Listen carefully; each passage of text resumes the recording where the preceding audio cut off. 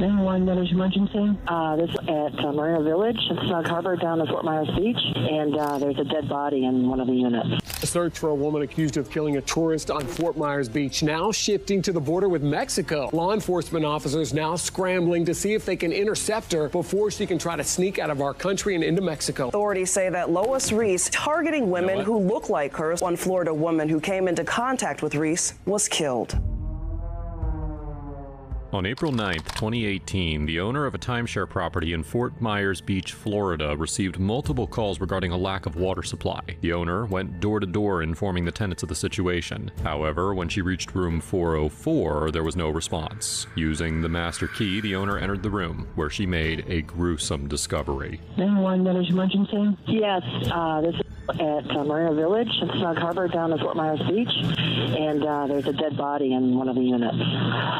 Hold on, Paul, a minute. Okay, stay online. Let me connect. Hold on. Not only was the discovery of the dead body shocking, but the manner in which it was found immediately indicated that a murder had occurred. Hey, tell me exactly what happened. There are 4 levels units, and I got a phone call from our answering service that our 04s, which is each level has a room 404, 504, 304. The water had shut down. So what I do is I go to unit. We have these little tools in there that shuts off the valves if there's water in it anywhere. Everything looked fine except for that room. The master bedroom was closed, but I went back in it and the door was blocked in going into the bedroom. The bedroom into the bathroom. Just went and grabbed someone to go in with me because I just had an uncomfortable feeling about it. Mm-hmm. And so we just walked in and he peeked his head in and there was a dead body in there. The most peculiar thing about the crime was this towel that was intended to block any spillage from the bathroom to enter the room. It's as if the killer didn't want the dead body stench to be noticed by anyone for days. Okay, no, ma'am. Stay on the line with me. Oh, okay, hold on one second. Someone's trying to call me on the other end, too. Okay, are you with the patient now? No, I didn't go in there. Okay. How old is the patient, or approximately how old? Well, I believe she's in her late 50s. The dead body was identified as 59-year-old Pamela Hutchinson. She was staying at the property temporarily to support a grieving friend who lost her husband. After 20 years of marriage, Pamela wanted to start a new life in Southwest Florida and was in the final stages of buying a condo there. Anyone who knew her knew that she was an independent, free-spirited, and kind woman. Her sisters had planned on visiting her newly bought condo in about 2 weeks after her visit, but unfortunately by then, the calamity had already struck. One of the guests who assisted the manager while entering the scene gave us a more vivid description of the murder scene. We opened the door. The door is partially open. The towel was against the bottom of the door. There was a towel against the door, and the door was partially open. We tried to push on it, and we were hitting something. So I looked around the door, and she's laying on the floor with towels over her. She was bleeding. You could see blood under her towel. The towel looked to be under her head, so that's all I could see. At the scene, detectives found a towel placed over the body and a pillow underneath it, which had gunshot residue on it. They also discovered that the murderer had rummaged through the victim's purse, stealing her ID, credit cards, driver's license, and cash. This initially suggested the possibility of a burglary gone wrong. However, the theft of Pam's driver's license and ID raised suspicion. It seemed as though the killer wasn't just after her money. They intended to take her life and steal her identity. Detectives obtained CCTV footage from the property and start combing through it to see who she interacted with, and went through her credit card statements to see what was her last visited place. The first place where the detective started was the credit card purchase of her hotel room, which was around 3:40 p.m. on April 3rd. Barely made it by the bell. Pamela Hutchinson. How are you today? Good. Right, the traffic was... Man, I didn't know it was going to be right in the heart of it. This is pretty cool. She enters in a jolly manner and kindly interacts with the receptionist. No reason to believe that someone would be after her. You just park right down here, anywhere. Mm-hmm. Okay. And then take the elevator out to the 4th floor and walk down towards the end. 404. Okay. Thank you so much. She collects her luggage from her car, which is a 2005 white Acura, and proceeds to her room on the 4th floor. So far, there's nothing alarming about the check-in process so far, but on the next day at around 8 p.m., we see Hutchinson with someone that she befriended at the property. We later see them go into the elevator and get off on the 4th floor, where Hutchinson is staying.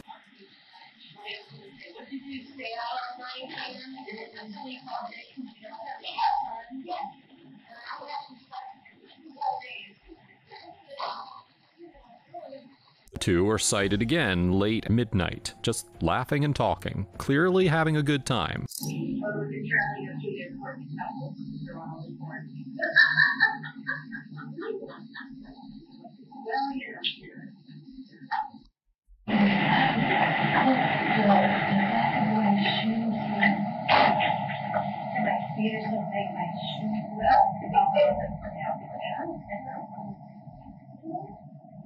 On April 5th, a credit card purchase from Hutchinson leads us to the Smoking Oyster Brewery, where, once again, we see her friend. She breaks up the conversation between the man and Hutchinson and sits down to order. Now, a few interesting details stand out here. Firstly, this friend bears a striking resemblance to Hutchinson, and while one might assume that they had known each other for a while, that's not the case. They had just recently become acquaintances. Secondly, there is no record of this person ever checking into the hotel, suggesting that she either lived nearby or, based on their late-night meetups, may have been staying with Hutchinson in her room. Thirdly, while Hutchinson paid for her meal with a card, the friend used cash, leaving no transaction trail. At around 7:40, the pair exit the restaurant, after which we see them go back to Pam's hotel room. The identity of this friend is extremely important to this investigation, not only because she spent so much time at the hotel with her, but because this was the last time that Hutchinson was seen. At around 8:34 p.m., we see the friend walk out of the room, looking around cautiously. In all the footage that we've seen, from the elevators to the bar to the room, we have never seen this friend appear visibly upset like she is now.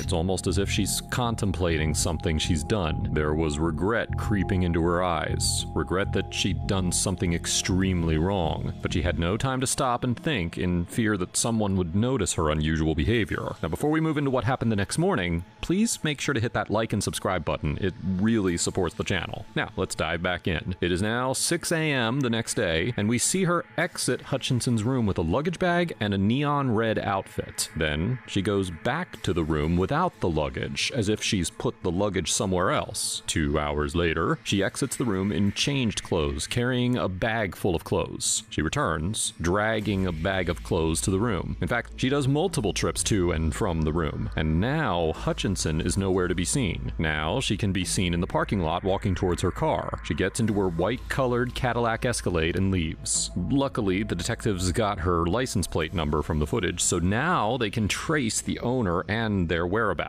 After they run her name through the Lee County Sheriff's Office, they realize that this person of interest already has an arrest warrant for the murder of her husband. Our suspect is a 56-year-old woman from Blooming Prairie, Minnesota. Her name is Lois Riess. Lois Riess married Dave Riess in 1982 and had 3 kids. Dave worked in a warehouse for many years before opening his own bait and tackle shop. His lifelong passion was fishing, and he often spent his weekends participating in fishing trips and tournaments. Lois ran a daycare out of the Riess's home, and after their 3 kids grew up, got married, and moved, the couple decided to move to Blooming Prairie. Dave was an ambitious person who later opened a worm shop which brought in a lot of money. The couple were regulars at the Blooming Prairie Servicemen's Club and extremely active in the local community. So why was it that such a picture-perfect retired life turned into a murder story? On the 8th of March 2018, Dave went to the pub with a bunch of friends, which unfortunately was the last time that anyone saw him. He did respond to texts, but there was something peculiar about his replies. Usually, when Dave texted someone, he'd use the text-to-speech option and then hit send. The text he wrote, or rather spoke, were essentially a continuous stream of thoughts, flowing without breaks or clear structure. But the text that he sent between the 8th and 23rd of March had punctuations, which was quite peculiar, as if someone else was texting from his phone. So on the 23rd of March, the police were notified to do a wellness check on Dave Riess. When they arrived at the door, they saw Dave's car missing, and no response from anyone inside. They peered through the window and not only noticed that the lights were on, but that there was a body lying in the bathroom covered with towels. They entered the house and found Dave Riess's body. He was shot twice with a .22 handgun. The investigators noticed that the body was in a state of decomposition, meaning that he must have died at least a week and a half ago. But this death had an extreme similarity with the crimes of Pamela Hutchinson. A body in a bathroom, covered with a towel, and the bathroom concealed so that the smell doesn't exit the room. It all points to one person of interest, Lois Riess. So what was her plan after killing her husband and Pamela Hutchinson? We know that Hutchinson's death was discovered on April 9th, and she was last seen on April 6th, but interestingly, her car and credit cards were still active and in use, so that gave the officers a trail to follow. On the 6th, there was a withdrawal on Pam's credit card of $5,000. Then, the police found Pam's car driving 90 miles upstate, where Lois used Pam's credentials and card to check in at the Hilton Hotel. Then, she withdrew another $1,500 from her bank account, and then went to a casino in the town of Kinder, Louisiana. Interestingly, she won a jackpot of $1,500 there. And to avail her winnings, she actually submitted her own driver's license. Rather dumb move when you're on the run. Essentially, Lois Riess was on the run, using someone else's credit card and car, traveling from state to state, hopping from casino to casino, and gambling all the money away. However, this casino spree wasn't her first time. She had been down this road before. Dave Riess wasn't into gambling, but Lois lived and loved it, making her a gambling addict, something that started to create problems in their marriage. Even if Dave would cut her off financially, Lois would go out of her way to feed her addiction. Turns out that she had embezzled money from employees when she asked them to chip in for a golf cart for Dave. She even gambled away $500,000 of her father's inheritance. On top of this, Dave's business checks from the worm farm were deposited into Dave's personal account, which Lois had full access to and was actively withdrawing from. Dave did everything to stop her, but unfortunately, Lois was blinded by her addiction, and it led her to the darkest place that a human can ever go to. On the 8th of April, a store clerk recognized Lois attempting to use an ATM, which, of course, wasn't working for her. She realized that the credit card must have been frozen by the officers, which is why she immediately bolts out just before the police respond to the clerk's call. She was now the target of a nationwide manhunt, with her picture plastered all over the news, fueling her growing sense of guilt. Feeling hopeless, and knowing that she couldn't stay on the run much longer, Lois Riess found herself in Texas on April 19th,